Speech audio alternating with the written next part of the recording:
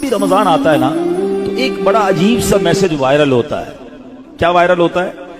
حدیث پاک میں ہے کہ جس نے سب سے پہلے آمد رمضان کی مبارک دی اس کے لیے جنت واجب ہو جاتی ہے. ایسی کوئی حدیث ہمارے آقا مکی مدنی مصطفیٰ صلی اللہ تعالی علیہ وسلم سے ثابت نہیں ہے، نہ ہی رمضان کے بارے میں نہ ہی کسی مبارک مہینے کے بارے میں. ایسے جھوٹے میسجز کو آگے بڑھانا نہیں چاہیے. جو بھی آپ کو میسج بھیجے اس کو محبت کے ساتھ سمجھائیں کہ ایسی کوئی حدیث نہیں ہے. حدیث پاک ذرا غور سے سن لیں. جو ہر میسج آگے فارورڈ کر دیتے ہیں نا، پہلے چیک تو کریں یہ حدیث ہے بھی کہ نہیں. ہم کہیں جھوٹی حدیث یا جھوٹی بات پھیلانے کا سبب تو نہیں بن رہے. حدیث پاک سنیے گا، من کذب علی متعمدا فلیتبوأ مقعدہ من النار.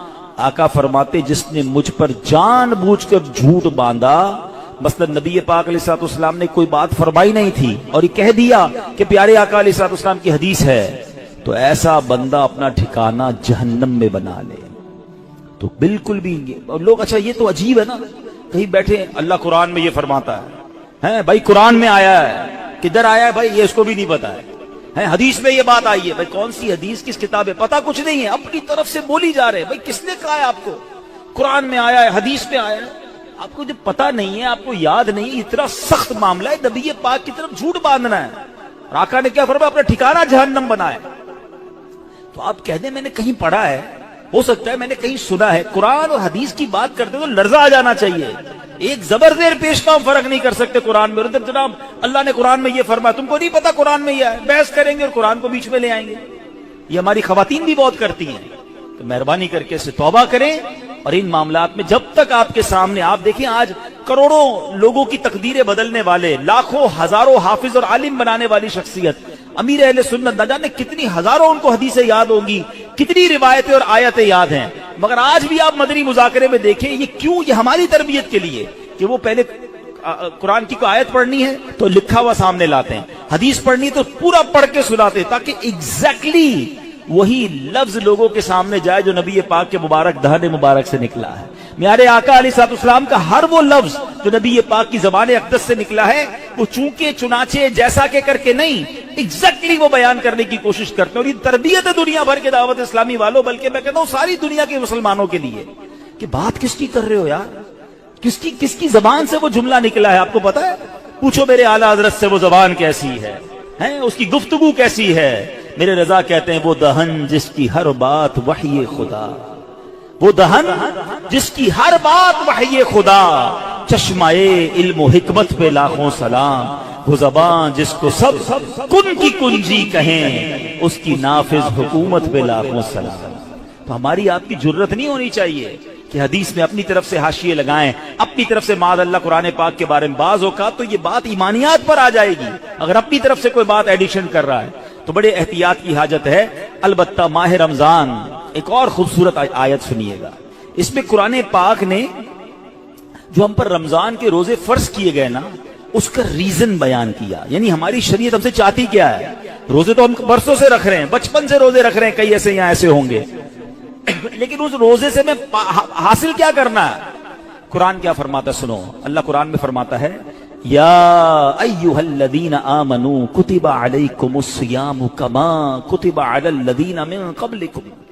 اے ایمان والو تم پر روزے فرض کیے گئے جیسے تم سے پہلے لوگوں پر فرض کیے گئے تھے. مگر آگے ریزن بتایا گیا کیوں کیے گئے. لعلکم تتقون. قرآن کہتا ہے تاکہ تم پرہیزگار بن جاؤ. آج سمجھ لیں، میں اس موضوع کو تھوڑا اور مزید ڈیفائن کروں گا کہ روزے فرض ہونے کی وجہ قرآن نے کیا بیان کی. لعلکم تتقون، تاکہ تم پرہیزگاری اختیار کرو، تم پرہیزگار بن جاؤ. اس آیت کریمہ میں جو روزے کی اعلیٰ ترین حکمت اور بہت بڑا فائدہ بیان کیا گیا، ایکچولی اس میں چھپا ہوا ہے لعلکم تتقون، تاکہ تم پرہیزگار بن جاؤ.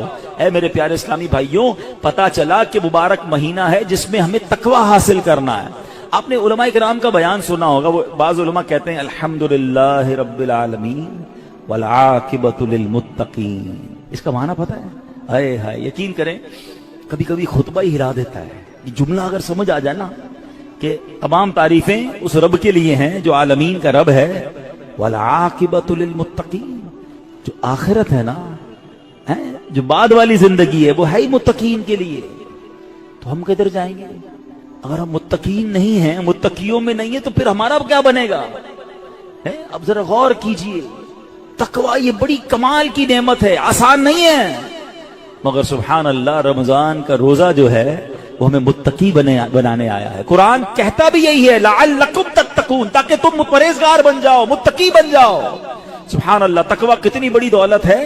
حضرت ابو سعید خدری رضی اللہ تعالیٰ عنہ سے روایت ہے، رسول اکرم نور مجسم شفیع معظم صلی اللہ علیہ وسلم نے ایک صحابی کو نصیحت کرتے ہوئے فرمایا علیک بتقوی اللہ فانہ جماع کل خیر، تم پر تقوی لازم ہے کہ بے شک تقوی تمام بھلائیوں کا مجموعہ ہے. تمام بھلائیوں کا کمبینیشن کیا ہے؟ وہ تقوی ہے. حجت الاسلام امام محمد غزالی فرماتے ہیں اے عزیز تجھے جاننا چاہیے کہ تقوی ایک نایاب خزانہ ہے.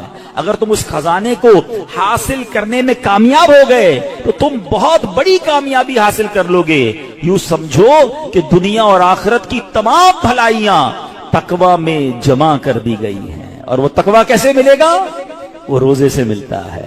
اگر بندہ صحیح معنوں میں روزہ رکھ لے تو انشاءاللہ وہ تقوی اختیار کر لے گا. تو اے میرے پیارے اسلامی بھائیوں، اب ذرا غور کیجئے، ایکچولی رمضان کو نئی زندگی پانے کا مہینہ قرار دیا گیا، نشاط ثانیہ. یہ بڑی کمال کی بات سنیے گا. شاید آپ کو حیرانی ہوگی کہ صوفیہ کرام کے مطابق انسان 2 مرتبہ پیدا ہوتا ہے. ہر انسان، صوفیہ کرام کہتے ہیں 2 مرتبہ پیدا ہوتا ہے. پہلی ولادت تو وہ مشہور ہے جب ہم دنیا میں آئے، کوئی 30 سال پہلے آیا، کوئی 40 سال، ڈیٹ آف برتھ ڈے بناتے نا، وہ تو پہلی ولادت ہے. فرمایا دوسری ولادت وہ ہوتی ہے کہ جب بندہ دل کی پاکیزگی حاصل کر لیتا ہے، جب بندہ باطنی بیماریوں سے، حرص، لالچ، ہوس، دنیا کی محبت، تکبر، خود پسندی سے اپنے آپ کو پاک کر لیتا ہے، یہ اس کی دوسری ولادت ہوتی ہے. یعنی زندگی میں ایک موقع ملتا ہے بدلنے کا، ٹرن اراؤنڈ ہونے کا، اپنے آپ کو سدھارنے کا، سچی توبہ کرنے کا.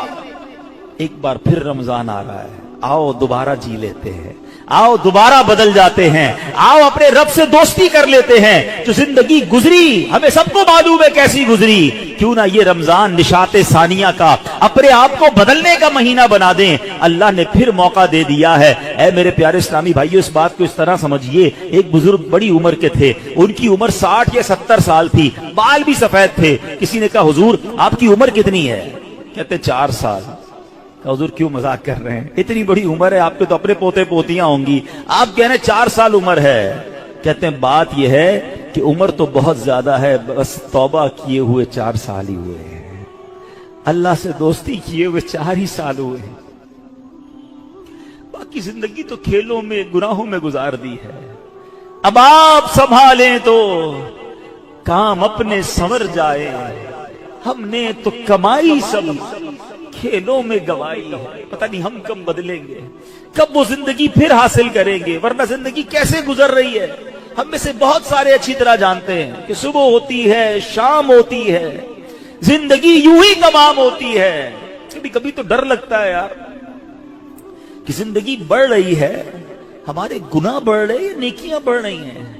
کبھی سوچے تو صحیح، کوئی بیلنس شیٹ تو بناؤ کہ ہر گزرنے والا دن ہم اپنی موت کے قریب ہو رہے ہیں. یہ جو برتھ ڈے پر خوشی بناتے ہیں ان کو سوچنا چاہیے. میں نہیں کہتا ناجائز ہے، لیکن جس کی 20 سال کا ہو گیا، 25 سال، 30 سال، آپ سمجھ رہے ہیں آپ آگے بڑھ رہے ہیں، آپ موت کے قریب ہو رہے ہیں. ایک زندگی کا سال کم ہو رہا ہے، ہر گزرنے والا دن ہم قبر کے قریب ہو رہے ہیں.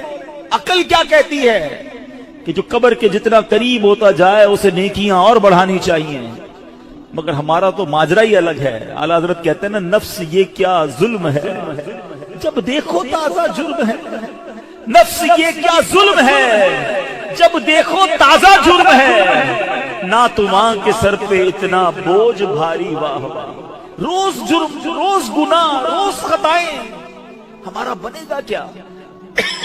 تو کتنی کمال کی بات بزرگ نے کہی کہ میری عمر تو 4 سال ہے، کیونکہ اس سے پہلے والی زندگی تو میں شمار ہی نہیں کرتا ہوں. توبہ کی ہے، نمازیں شروع کر دی ہیں، اللہ کو راضی کرنے والے کام شروع کیے، یہی میری اصل زندگی ہے. تو اے میرے پیارے اسلامی بھائیوں، کاش ہمیں یہ بات سمجھ آ جائے اور ہم توبہ کرنے والے بن جائیں۔ اللہ پاک کے نبی حضرت عیسیٰ علیہ نبینا علیہ السلام کا فرمان ہے لن یلج ملکوت السماوات من لم یولد مرتین، یعنی جو بندہ 2 مرتبہ پیدا نہیں ہوتا وہ آسمانی بادشاہت میں داخل نہیں ہو سکتا۔ یہ بزرگوں کے اقوال ملتے ہیں کہ دوسری زندگی کب ملی تمہیں؟ توبہ کے بعد والی زندگی، اللہ سے دوستی والی زندگی۔ اے شراب پینے والو، اے نماز قضا کرنے والو، اے حرام کام کرنے والو، اے چھپ چھپ کر گناہ کرنے والو، اے چوری کرنے والو، اے ڈاکہ ڈالنے والو، اے ماں باپ کو ستانے والو، کب تک گناہ کرو گے؟ آؤ وہ مہینہ آ رہا ہے جس مہینے میں ہمیں رب سے دوستی کرنی ہے، جس مہینے میں ہمارے دشمن، ارے ہمیں بہکاتا کون ہے؟ ابلیس نا، شیطان۔ اسی شیطان کو تو رمضان میں بند کر دیا جاتا ہے۔ کتنا ہمارے لیے کام آسان ہو گیا، بہکانے والا ہی بند ہے۔ اب تو توبہ کر لو، اب تو رب سے دوستی کر لو، اب تو اپنی لائف کو ریوائیو کر کے نشاط ثانیہ ایک نئی زندگی حاصل کر لو کہ چلو اس رمضان سے پہلے والی زندگی دوسری، اور اب زندگی الگ ہے، اب اللہ کی رضا والی زندگی، اب سجدوں والی، اب نماز والی، اب حلال والی زندگی ہوگی۔ آپ نے 2 صحابی کے واقعات سنے، 1 سال زندہ رہے زیادہ، وہ شہید سے آگے بڑھ گئے کیونکہ وہ 1 سال انہوں نے سجدوں میں، نمازوں میں، روزوں میں گزارا۔ ہمارا ہر سال ہمارے نہ جانے کتنے گناہوں میں اضافہ کرتا ہوگا، ہمیں یہ غور کرنا چاہیے۔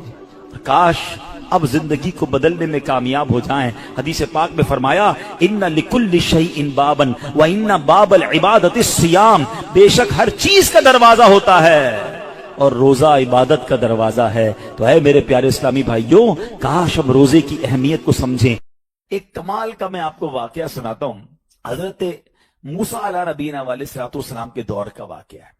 اللہ کریم نے آپ کو حکم دیا کہ اے موسیٰ فلاں علاقے میں جاؤ، میرے ایک ولی کا انتقال ہو گیا ہے، تو اس کا جا کر نماز جنازہ ادا کرو، غسل کفن کا انتظام کرو۔ آپ ادھر گئے، آپ نے جب غسل کفن کے لیے کوشش کی تو لوگ کہنے لگے آپ کدھر آ گئے، یہ تو بڑا گناہگار، بڑا بدکار اور زمانے کا بیکار شخص ہے، آپ اس کا جنازہ پڑھنے آئے ہیں۔ بہرحال آپ نے وہ سارا کچھ کر دیا۔ پھر اللہ سے کہا کہ یا اللہ، بندے تو یہ کہہ رہے ہیں تیرا نافرمان تھا، گناہگار تھا، اور تو فرماتا ہے تیرا ولی۔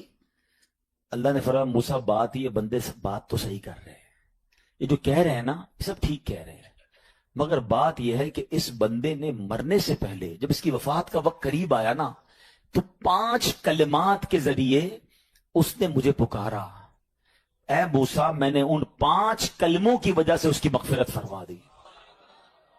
حضرت موسیٰ نے کہا یا اللہ مجھے 5 سینٹنس بتا دے، مجھے وہ 5 کلمات بتا دے کہ صدیاں گناہ کر کے اتنے بڑے گناہگار کو صرف 5 کلموں کے لیے بخش دیا تو نے۔ اب ذرا ان 5 سینٹنس کی خوبصورتی، ڈیپتھ اور اللہ سے کنیکٹیوٹی سمجھیے گا۔ کاش یہ بات سمجھ آ جائے کہ توبہ کہتے کس کو ہیں، اللہ سے کنیکٹیوٹی کسے کہتے ہیں۔ ہم کانوں کو ہاتھ لگانا یا اللہ میری توبہ، ہمارے تو اسٹائل ہی دوسرے ہیں نا۔ توبہ کسی اور شے کا نام ہے، توبہ کے لیے کوئی بہت بڑا اہتمام کرنے کی ضرورت نہیں ہے، بس دل سے ایک بار پکارنے کی ضرورت ہے۔ سچی پکار ہو جائے، ایک بار سچی کنیکٹیوٹی ہو جائے، وہ کریم پچھلے سارے گناہ معاف فرما دیتا ہے۔ اس پتہ ہے گناہگار نے وہ 5 جملے کیا کہے؟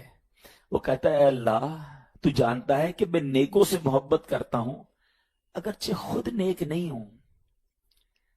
ذرا سوچئے، میں خود نیک نہیں ہوں مگر تو جانتا ہے مجھے نیکوں سے پیار بڑا ہے۔ دوسرا سینٹنس کیا تھا؟ یا اللہ تو جانتا ہے میں گناہگاروں سے بغض رکھتا ہوں، فاسقوں سے بغض رکھتا ہوں حالانکہ میں خود گناہگار ہوں۔ سمجھ رہے بات کو؟ اپنے گناہوں کا اعتراف، اقبال جرم ہے۔ بندے کو کہو تو گناہگار، بولتا ہے میں کدھر گناہگار بھائی، مجھ سے بڑا تو نیکی کوئی، ہم تو پہلے یہی ماننے کے لیے تیار نہیں کہ میرے گناہ کتنے ہیں۔ اللہ کی بات دنیا سے چھپا لو، اللہ سے چھپتا نہیں کچھ۔ ادھر اقبال کرے، ادھر مانے، ایکسپٹ کریں۔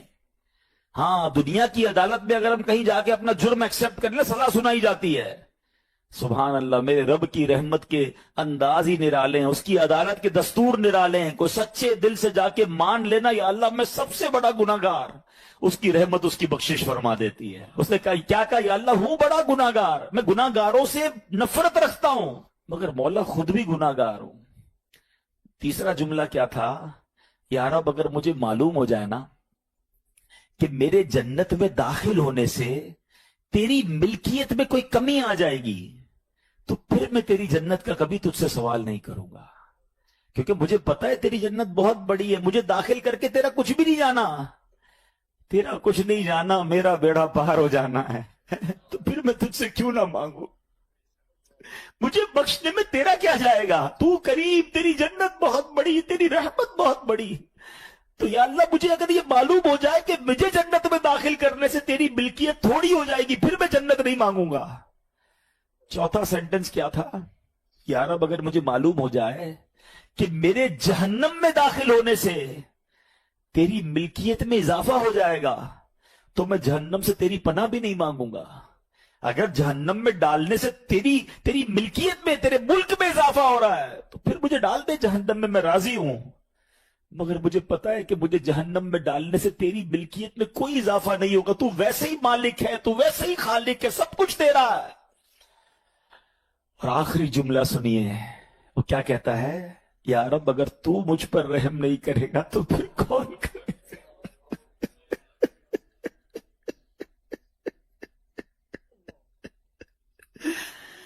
اگر اللہ رحم نہیں کرے گا تو کون کرے گا؟ آج اس کی رحم کی بھیک لینے تو آئے ہیں، آج اس کے کرم کی خیرات لینے تو آئے، ہم مانتے ہیں یا اللہ، ہم سب ایکسپٹ کرتے ہیں، ہم نے بہت گناہ کیے، ہم نے بہت خطائیں کی، لوگوں سے ڈر لگتا رہا کہ کوئی دیکھ نہ لے، مالک معلوم تھا تو دیکھ رہا ہے، پھر بھی ہم نے گناہ کیے، دروازے بند کر کے گناہ کیے، لائٹ آف کر کے گناہ کیے، علاقے تبدیل کر کے گناہ کیے، ہم سب مانتے ہیں مولا، مگر یہ پتا ہے ہمیں بخش دے گا تو تیری رحمت میں کمی نہیں آئے گی، تیرا جائے گا کچھ نہیں، ہم بھی تیرے بندے ہیں، ہم بھی تیرے بندے ہیں، تیرے محبوب کے امتی ہیں مولا، تو رحم نہیں کرے گا تو کون رحم کرے گا؟ میرے آقا فرماتے جس نے مجھ پر ایک بار درود پاک پڑھا اللہ تعالیٰ اس پر 10 رحمتیں نازل فرماتا ہے۔ پھر نبی پاک فرماتے ہیں ومن صلی علیہ عشرا، جس نے مجھ پر 10 بار درود پاک پڑھا صلی اللہ علیہ مئتا، اللہ اس پر 100 رحمتیں نازل فرماتا ہے۔ پھر آگے بڑی پیاری بات فرمائی ومن صلی علیہ مئتا، جو مجھ پر 100 بار درود پاک پڑھے کتب اللہ بین عینیہ، اللہ اس کی دونوں آنکھوں کے درمیان لکھ دیتا ہے براءۃ من النفاق و براءۃ من النار، کہ یہ بندہ دوزخ کی آگ سے اور نفاق سے بری ہے، آزاد ہے۔ پھر آگے فرمایا وَأَسْكَنَهُ اللَّهُ يَوْمَ الْقِيَامَةِ مَعَ الشُّهَدَاءِ، اور اس بندے کو قیامت کے دن شہیدوں کے ساتھ اٹھایا جائے گا۔ ذرا غور کیجئے، ایک درود پر 10 رحمتیں، ہم کام کاج پر جائیں، کھیتوں میں جائیں، اپنی نوکری پر جائیں، گھر سے باہر نکلیں، اسکول جائیں، اور اگر درود پڑھتے پڑھتے جائیں تو ہر ایک درود پر 10 رحمتیں ملتی ہیں۔ اب آپ چاہتے ہیں کہ اللہ کی رحمتیں میرے ساتھ رہیں، میری حفاظت رہے، میرے ساتھ کوئی مشکل نہ ہو، تو صبح و شام درود پاک پڑھنا ہے۔ اور درود پاک پڑھنا اتنا مشکل نہیں ہے، بڑے آسان آسان درود پاک ہیں۔ میں جیسے ابھی پڑھا رہا تھا، آپ ایک بار پھر مل کر پڑھ لیں، الصلاۃ والسلام علیک یا رسول اللہ۔ کتنا آسان درود پاک ہے، یاد کر لیں، پڑھتے رہا کریں۔ اچھا، پھر 100 بار پڑھنے والے کو کیا بتایا؟ اللہ اللہ، اس کی آنکھوں کے درمیان یعنی پیشانی پر لکھ دیا جائے گا کہ یہ بندہ دوزخ سے بھی بری ہے، منافقت سے بھی بری ہے، اور انشاءاللہ قیامت کے دن شہیدوں کے ساتھ اٹھایا جائے گا۔ دنیا کا دستور ہے میرے بیچے اسلامی بھائیوں، کام تھوڑا کرے نا تو مزدوری تھوڑی ملتی ہے، کام مشکل کرے، محنت زیادہ کریں تو پھر مزدوری زیادہ ملتی ہے۔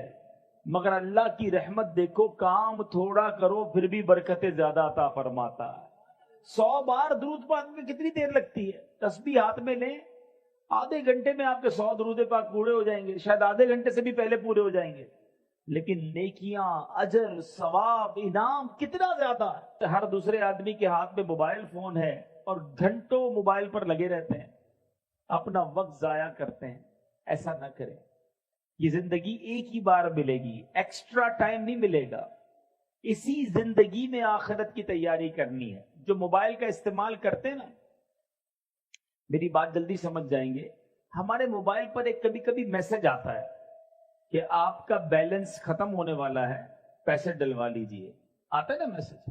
انٹرنیٹ اگر پیکج لیا ہے تو پھر میسج آئے گا کہ انٹرنیٹ پیکج ختم ہونے والا ہے، تھوڑا ہی رہ گیا ہے، جلدی سے پیسے ڈلوا لیجئے. اب جس کے پاس پیسے ہوتے وہ ڈلوا لیتا ہے. لیکن زندگی ختم ہونے سے پہلے کوئی میسج نہیں آئے گا کہ جناب آپ کی زندگی 1 مہینہ رہ گئی ہے، اب آخری 15 دن ہے، توبہ کر لیجئے. اب 1 ہفتہ رہ گیا ہے، اللہ کو راضی کر لیجئے. اب سجدے کر لیجئے، اب توبہ کر لیجئے. نہیں، کوئی میسج نہیں آئے گا، کوئی پیغام نہیں آئے گا. بندہ صبح گھر سے نکلتا ہے، بعض اوقات گھر والوں کو کہہ کر جاتا ہے کہ یہ والا کھانا بنانا، رات آ کر کھاؤں گا. یہ والے کپڑے استری کر کے رکھنا، رات دعوت میں جانا ہے، پہن کر جاؤں گا. کپڑے استری کیے ہوئے رہ جاتے ہیں، کھانا تیار رہتا ہے، مگر بندہ نہیں آتا. اس کی لاش آتی ہے، اس کا جنازہ آتا ہے. ایسا ہوتا ہے نا. ہمارے ساتھ کوئی دوپہر کو ہوتا ہے اور رات وہ قبر میں پہنچ جاتا ہے. ہم رات ساتھ ہوتے ہیں، صبح اٹھتے ہیں تو اطلاع آتی ہے کہ فلاں بندہ سویا مگر اٹھا نہیں، سوتے میں ہی چلا گیا. یہ میں نئی باتیں تو نہیں کر رہا نا. جب ایک ہی زندگی ملی ہے اور اس کے اختتام کا پتہ بھی نہیں ہے، کبھی بھی جا سکتے ہیں، تو پھر ہم کیوں گناہ کرتے ہیں؟ پھر کیوں غفلت کی زندگی گزارتے ہیں؟ پھر کیوں وقت ضائع کرتے ہیں؟